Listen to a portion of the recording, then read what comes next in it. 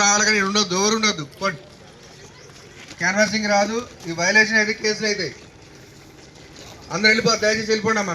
మీకు తెలియదు, మీకు వెళ్ళండి. ఎవరున్నా కూడా వెళ్ళిపోండి, ముగ్గురు కూడా ఎందుకు వెళ్ళిపోతారమ్మా? మన వెళ్ళిపోతారా పొమ్మంటే? మీరు ఏదైనా చూసుకోవాలంటే ఆగండి అమ్మా. మీరు లేదు ఏదైనా చూసుకోవాలంటే మీరు పోవచ్చు.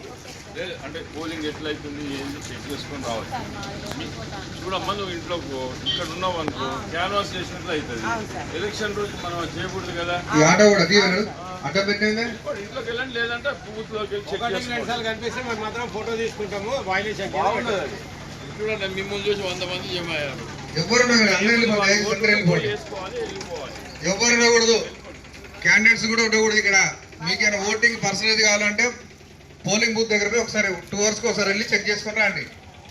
ఇక్కడ రోడ్డు మీద ఉండకూడదు. క్యాన్వాసింగ్ కిందకి వస్తుంది, ఎంసీసీ వైలెన్స్ కిందకి వస్తుంది. దానిపైన చట్టపరమైన చర్యలు తీసుకోవాల్సి వస్తుంది.